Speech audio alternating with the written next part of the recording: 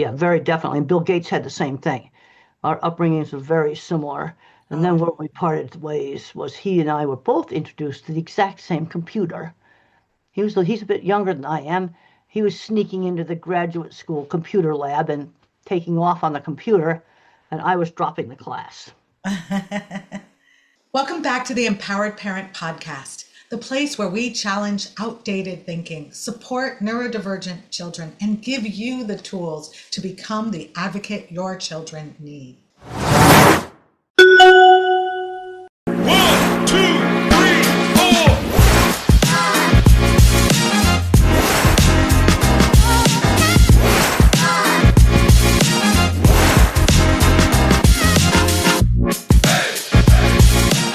I want to take a moment and recognize who we are about to hear from. Dr. Temple Grandin is one of the most influential voices in the world when it comes to autism. And I am so honored that she took the time out to meet with me today.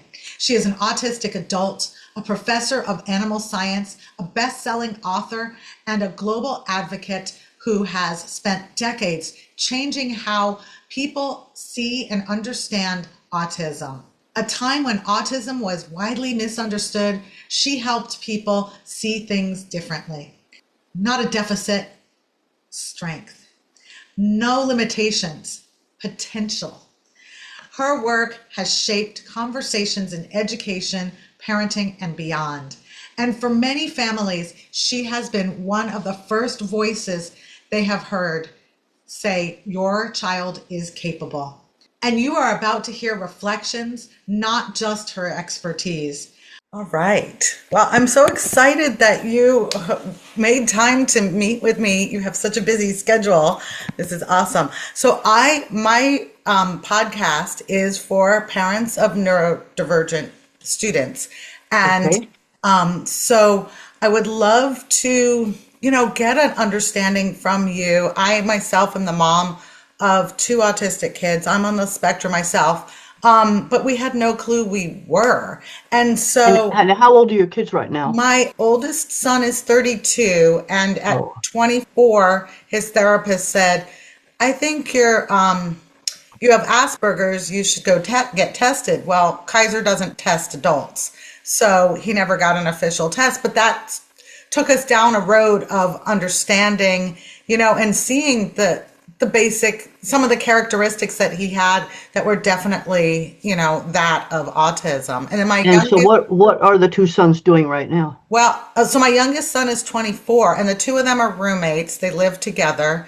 My oldest one has a college degree, and he tutors for me for my tutoring company. We specialize in dyslexia, dysgraphia, and dyscalculia tutoring, but many of our students also are on the spectrum. And then my youngest son went to community college and started doing culinary training for baking and pastry. And he actually works at Meristem, where we met. So he works at the program for adults with autism.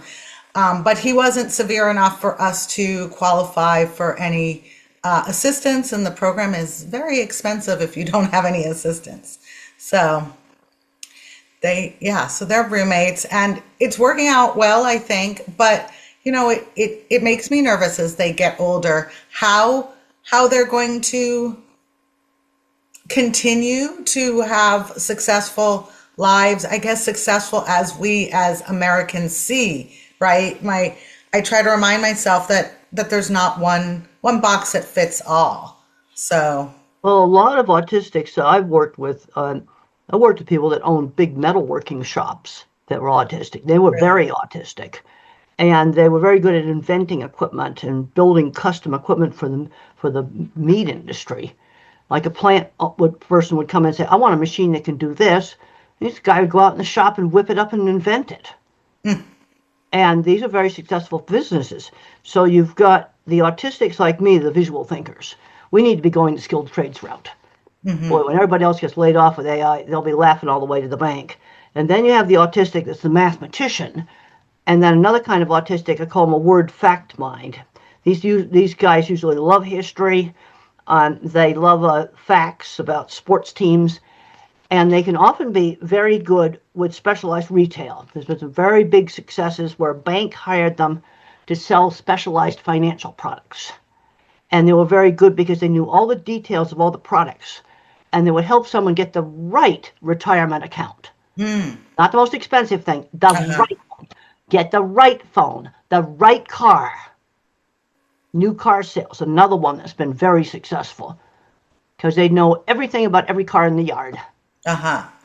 And so I call that specialized retail, where you work one at a time with a customer to find the right product. Another guy that has an independent business, he sells specialized insurance for small businesses. And then you get known for being really good at that. And I worked on designing cattle handling facilities. That's something, again, it was highly specialized. It was a niche. And at the time when I started, it was a niche that had almost no competition. And so a lot of these people, they need help setting up a business. I had people that helped me with that. But right now, the shop people, like in industry right now, we don't have anybody to fix equipment. We've got airplane engines getting put together wrong. And these are minds that we need. Right. Yeah. I mean, they discourage trades and. Well, but I tell you, the visual thinkers like me, we're the non-mathematicians. I'm seeing too many students screened out because they can't do higher math. And I write about this in my book, Visual Thinking.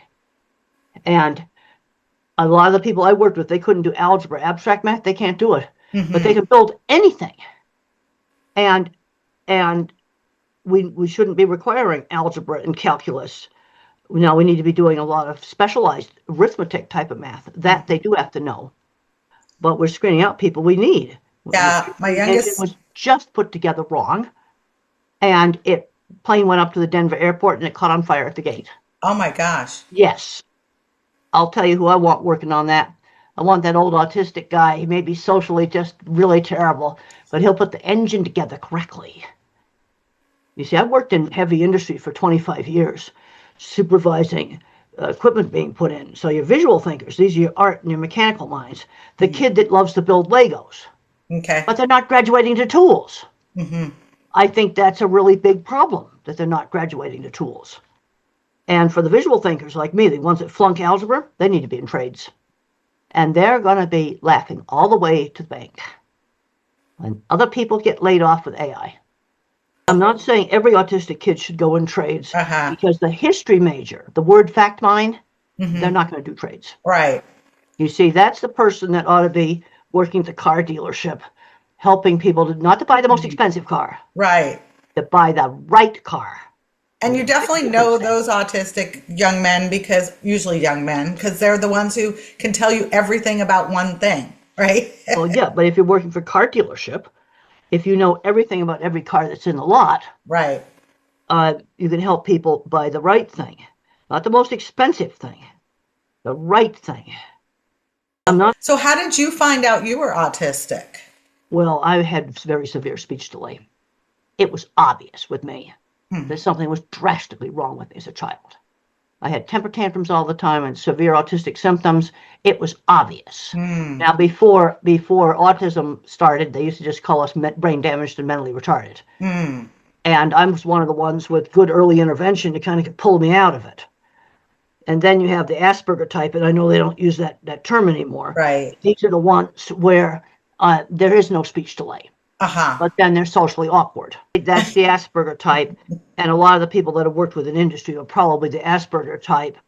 But it was obvious something was wrong with me. And then, you see, the problem is you can have a kid that looks very severe at age 3, which would be me. And you don't know which ones you can kind of get them talking, get them out of it, which ones you can't. Then some remain non-speaking. We need to encourage them to type independently because some of them can learn to do that.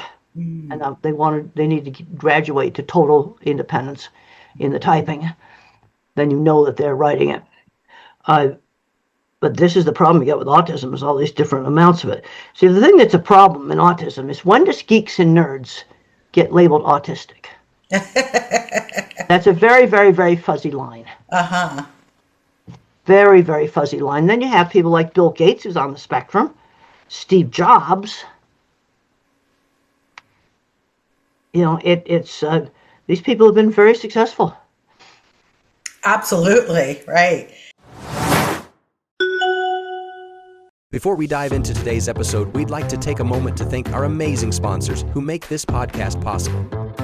First up, we have 3D Learning Experts. If you or someone you love struggles with dyslexia, dyscalculia, or similar learning differences, 3D Learning Experts is here to help. They specialize in virtual tutoring for students of all ages. From first grade to adulthood, their expert tutors use the proven Orton-Gillingham method for language arts, structured and sequential program for writing success, and a multi-sensory approach to math. This ensures students enhance their reading, writing, spelling, and math skills in a way that suits their needs. Empowering students with confidence and success. That's what 3D Learning Experts is all about. To learn more, visit 3dlearningexperts.com. Thank you to our sponsors for their support and for the incredible services they provide. Now, let's get back to today's episode. So like my granddaughter right now, she's 2. She doesn't speak. She has tantrums like we've never seen. But there's lots of intervention for her, which is what you were just talking about. The thing I want to ask you about the 2-year-old. Okay, is she improving? Yes, her tantrums have been getting better since she's now got she's graduated out of physical therapy. She's got speech therapy, occupational therapy, and they just gave her a regular general therapist at age 2. How much one-on-one teaching is she doing? One-on-one at her house. So her tantrums have improved. She's starting to say a few more words. Okay, good. Yeah. Only 2. So if she's starting, I wasn't verbal till 4. So okay. And my youngest son wasn't verbal at all until 2 either.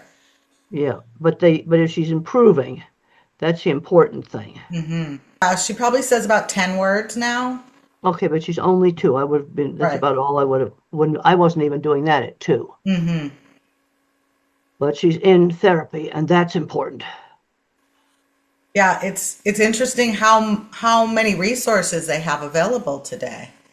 So and you're in California? Yes. Yeah, you have more resources than a lot of people do.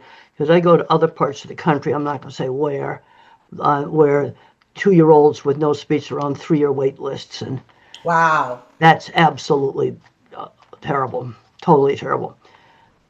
But yeah. we got to get, the other thing I'm seeing these kids do often very well academically, but they have no job skills. Right. And we need to be teaching job skills, starting with paper route substitutes at around 11. Like walking the neighbor's dog, where they're working for somebody outside the family on a schedule. Church volunteer job. Helping out a senior in their apartment building. Mm. Where they're working, and then instant their job, once the job age legal, they need to get regular jobs. And so it's hard though for kids these days. Like my youngest son always wanted to have a lemonade stand or do things, and no one really wanted to stop and buy lemonade or hire him to do the lemonade stand should have been encouraged. We did. My sister and I did a Kool-Aid stand. It was definitely encouraged, but when I see other people selling lemonade, I'll turn around and go buy from them, because I found we didn't get a lot of people buying from him, so then he would get discouraged. And because he was always eager to work when he was young.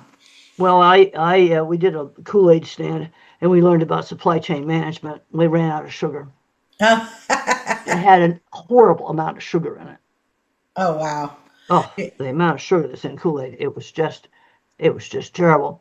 And we sold to just a few of the neighbors and people that stopped by. Mm-hmm. But I never forgot it. I dragged my little wire bookcase out onto the street, by the street, to be the Kool-Aid stand. Yeah, my youngest 2 also sold eggs. We had chickens, and we would sell eggs to other families. So I always encourage them, because that's good. That's really good. You encourage that. That's really, really good. Yeah, and he's probably my only one of 4 who wants to own his own business, which I would encourage him and help him, do that. But at this point, he wants his own house, because they're in an apartment for the first time. And he has a big dog, and he's like, I don't like apartment living. So my husband... I've lived in an apartment all my life. So okay. So, so it doesn't bother you. I was born and raised in New York City in an apartment too, but he always had a house with a big yard. So that's definitely, being on the spectrum, we tend to like to stick with things that are familiar. Well, yeah, yeah. And the other thing is, I started there's a scene in the HBO movie, which Temple Grandin, where I go up and I get the editor's card, and I started writing for our state farm magazine, and that really helped my career get started. Oh, really? Oh yes, very, very definitely. And when I was 8 years old, I had to sell candy for charity and talk to people. And Bill Gates had to do the same thing. He sold stuff for charity too. He also had to be a host at his mother's bridge parties. I had to be a hostess at my mother's cocktail parties. That taught you how to talk to people. Important training. So you seem very outgoing and you're very busy. The couple of times I called you, you were out to dinner with people. Is that something that evolved for you over time, or has it always been your personality? Well, it goes back to being taught, uh, like selling candy for charity when I was 9. Mm-hmm. And and then when we had parties, I had to greet the guests, so we were not allowed to use their first names. It was good evening, Mr. and Mrs. Wood. Would you like me to take your coat? And then I'd serve the snacks. No alcohol, no, I didn't touch that. Just the snacks I served. And did you have siblings? Yes, I did. My sister was a year and a half younger. She had to do it too. My brother also had to do it. That was just a 50s thing. The kids did. And I think it was a really good thing that taught social skills. My brother admitted that he hated the parties, but it helped him become a senior bank vice president. Wow. He could talk to older men. Interesting. Yeah, my youngest son says now that he's an adult says he hated our parties because, well, his thing he hated the most was that everyone had to help clean the house before the party. But that's interesting about, that you greeted the guests and everything. That's what I did. That's what I did. And this is a simple thing that families can do. It doesn't cost anything. And when you sell look, I see a girl selling Girl Scout cookies at the grocery store, but mom's there doing all the talking. No, I would have been sitting at the stand by myself and have to do all the talking. Mom might have been in the store, like lurking in the back of the store somewhere. She wouldn't have been beside me. I had to go up to the door, knock on it, and ask her to buy the candy. So you definitely had some great early influence to help. That's right. Yeah, very definitely. And Bill Gates had the same thing. Our upbringings were very similar. And then where we parted ways was he and I were both introduced to the exact same computer. He's a bit younger than I am. He was sneaking into the graduate school computer lab and taking off on the computer, and I was dropping the class. And how did you get into the animal? Basically, I got exposed to it when I went out to my aunt's ranch when I was 15. I mean, students get interested in things to get exposed to. If they don't get exposed to a lot of stuff, how can they be interested in something they're not exposed to? You were saying at your presentation that you had to go out to your aunt's and you didn't want to. No, I got the opportunity came up to go out to my aunt's ranch, and I went out there and I found out I loved it. I stayed all summer. Not going was an option. I could go for a week or all summer. I went out there. I loved it. That's what started the cattle industry. It's that simple. I guess we need to push our young kids out of their comfort zones and What we have to do is stretch them without throwing them in the deep end of the pool. Like, I'll tell you some stuff we don't do on the work front. These were failures. Chaos at a clothing store at Christmas time. That store probably would have been fine if it had been during the holidays. A chaotic, crazy, multitasking lunch counter or lunch window. Let's not go there. That failed. Downtown Amazon delivery route. Failure. But maybe that would have worked on a less busy suburban or rural route. See, all of those places could have worked, maybe on an easier shift. But this chaos multitasking, that does not work. That's throwing them in the deep end of the pool. Now, what one McDonald's did for an accommodation was when the lady that was the autistic lady was the cashier, when the store got super busy, they had her clean tables. Very simple little accommodation. But we have to stretch them and give them some choices. The choice I had is to go to the ranch for a week or to go to the ranch all summer. That was the accommodation. Not going was not. We have to stretch. And I have a book called The Loving Push, because a lot of parents overprotect their kids. I'm seeing 16-year-olds never gone to Walmart by themselves. Never have shopped by themselves. This is ridiculous. Well, and now all they have to do is press buttons to shop. Well, no, they're going to need to go to the store and shop. Right, to interact with people. And not learning things like saving money. Not learning basic skills, laundry, grocery shopping. Most people do not do all their grocery shopping online. Just basic skills. They are not learning. And so what we have to do is you have to stretch. We don't throw in the deep end of the pool. I just gave you some examples of jobs that failed. And the common denominator of the jobs that failed was too much multitasking chaos. Okay, if you're doing a delivery route in downtown New York, you have to double park and do all kinds of stuff like that. Where a delivery route, maybe where I live here, it might have worked just fine. Working on an easier shift at McDonald's would be fine. The clothing store would have been fine if it had not been during the Christmas chaos.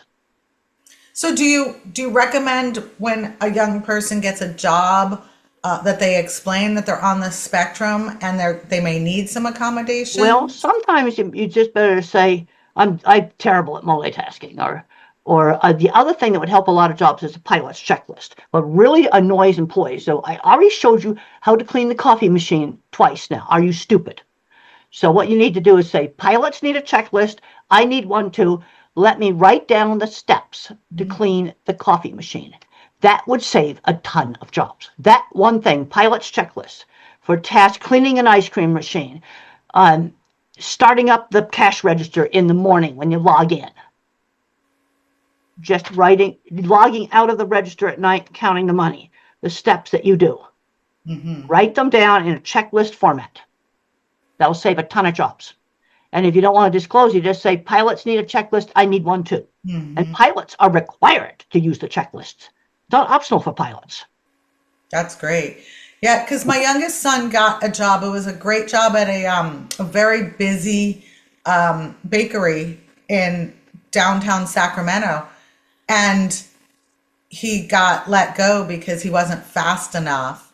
Yeah, that's right. What was the job? He was working at the front register. He had to cut the cakes. He, collected people's money, did the cash register. Yeah. It was great money while it lasted. And he was thinking of moving to downtown because he doesn't drive.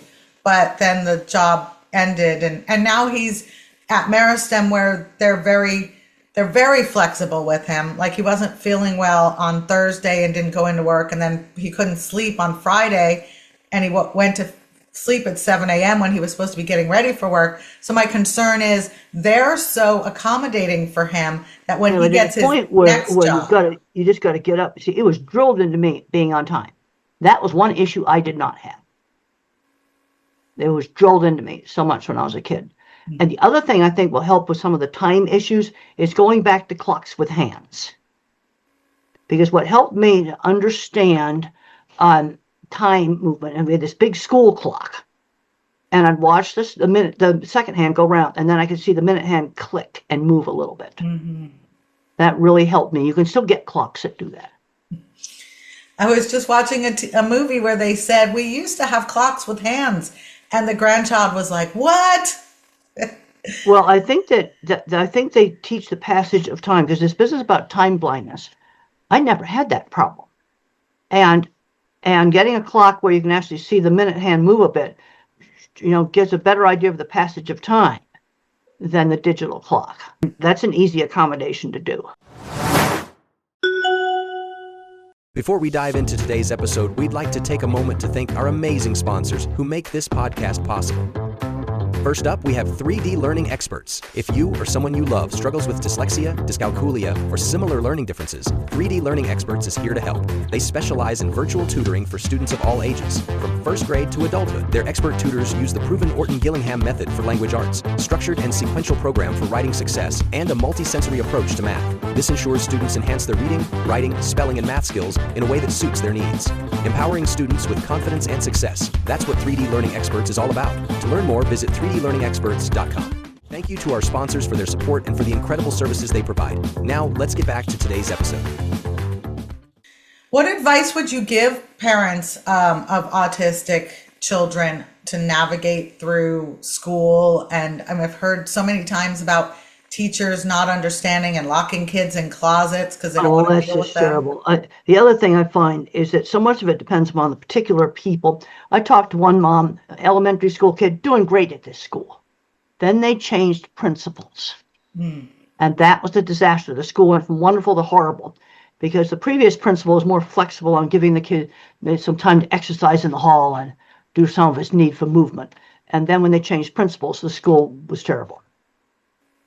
You see, so much of it gets down to particular people involved working with the kid, the parents and the teachers. So what can parents do about situations like that? You obviously Well, it can be very difficult, and sometimes you have to go somewhere else. It's something in engineering, it's called site-specific. It has to do with the specific people, because this school was wonderful. This is real recent case I talked to within the last month or so. And the school went from wonderful to terrible with a change in principal. I ended up homeschooling my youngest kids. And so my mother was a teacher. And at first she thought that would be terrible for my youngest son. But she ended up being an advocate for homeschooling after that because his experience was so much more positive being homeschooled. Well, the other thing with homeschooling, I'm going to insist on, you've got to be a member of a homeschool group. Oh, absolutely. I think everyone should. So that you're not the isolated recluses. Right. We got to totally be against that. Yes. So there's a homeschool group and you've actually created your own little school, then you're getting contact with other kids. Right. That's super important. Yeah. Yeah. And my youngest son, if he could, he would have stayed home all the time, but I took him to field trips and he hated them. And they always called on him because they could tell he didn't want to be there. So but it's good that you did that. That's an example of what I call stretching. We've got to stretch these kids, but we don't throw them in the deep end of the pool. You see, I like kind of visual analogies, and you see, too many are getting, totally coddled. With my family, it was high expectations with some accommodations. Like they knew I needed to exercise. So when we visited my aunt's house for Sunday dinner, there was a designated hallway that I could run in. And I could run back and forth in the designated hallway. And now the other apartment for my grandmother, so it's a 5th floor apartment. And so I would run up the stairs and beat the elevator. On that, I always beat the elevator. Oh, wow. But that burst of hard exercise helped me to be calmer. These cost nothing to do. They were easy. Yes, and we're going to have Sunday dinner at Granny's and not have me wreck it. There were some expectations. And so what if you didn't behave? How did they discipline you? They're very simple. A tantrum that was non-sensory. The penalty was no television for one night. And that was true at home and at school. Mother and the teacher worked together, and the rules were the same at home and at school. Great. And do you have any advice for parents like me with older children who I'm not parenting them anymore? How do we not worry about our kids? Well, you see, and then there's so much more temptations, all kinds of bad stuff online that, the other thing that's so bad is when I was a child, the TV shows had much better morals. I didn't put on the 6 o'clock news and see grown-ups behaving badly. The shows today, they're much meaner. When I was a child, there was very, good guys and bad guys. That was very clear. They had very clear morals. Today things are much more ambiguous. And there's so much good stuff online, but there's so much rubbish online. The thing that we've got to fight is recluses in the room. Recluses in the room that don't participate in things, they can go down some extremely bad rabbit holes and get into tons and tons of trouble. You see, to me, there's all this identity stuff. My identity is I'm a professor. I'm a scientist. That comes before the autism. Autism is an important part of who I am, but the scientist comes first. The professor comes first. So help them find who they are. Is that kind of... But they got to get exposed to enough things. You have your visual thinking kids, and they're very good at art, but a lot of just run like normal commercial art, like making an ad for the local car dealership or for a bank. AI is going to end up doing that. But the art kids are also really good at tools and skilled trades. And those jobs are not going to go away. Then you have your math kids. Right now, the tech companies are not hiring introductory level programming. They are not hiring. I'm worried about our math kids' jobs. Then you word fact thinker. I think there's specialized retail, where you work one at a time. There's one kid I talked to. He came up to me at an airport hotel. He works for an airline on the ticket counter. Well, like when there's a storm or something like that, then he's got to work with each customer, rebook the tickets. And airport's a pretty calm environment. And you work one at a time with each customer to rebook the tickets. Mm-hmm. That's specialized retail. And he wasn't diagnosed till 18, so he hadn't been babied. I said, be really proud of that jacket you got from that airline, that ID that hangs around your neck. Be really proud of that. You need to wear that to an autism meeting. I think there's too much where everything becomes their autism. Mm-hmm. No, I am an airline ticket. I started out as a baggage handler, this person. And he still has the jacket from that. It was a different airline. And be proud of it, that you've got that job and you've been keeping that job. Do you find most autistic people don't drive or don't have a desire to drive? Most of the people I worked with did drive. It's going to take longer. I learned to drive. I recommend doing it. It's going to take a lot longer. And we need to start in a totally safe place. I started in a horse pasture, a manual transmission. And the mailbox on the ranch was 3 miles away on a dirt road. Mm-hmm. That's where I practiced. I was 6 weeks on that dirt road before we went on a regular road. Mm-hmm. Let's in the city, big stadium parking lot, empty stadium parking lot. You may be there Key is empty. 20 minutes a day for a month before you do a side street. You work into it very slowly. Very slowly, great. With a lot of time in a totally safe place. Out in the country, it could be the middle of a field. Mm-hmm. Then there's nothing to hit. It's going to take, a driver's ed shoves them into it way fast. I don't want them in a car with driver's ed. They push them into it too quickly. Okay, that's good. Good. And when it's had very bad results. But lots of practice in a totally safe place. And then the parents say, well, I'm afraid to do this. It's going to go wrong in the middle of the stadium parking lot. I want you in the center of the parking lot when you start. An empty stadium parking lot. And that's something that's always available in the city. Yeah, and because after I got my license, I went a whole year before I did freeway. That's understandable. My oldest son, like I said, we didn't know he was on the spectrum, and he was the oldest of 4, and we said, we need you driving. So he got pushed into it. And I mean, he was a nervous driver for several years. But he did it. Right. He did it because he had no choice.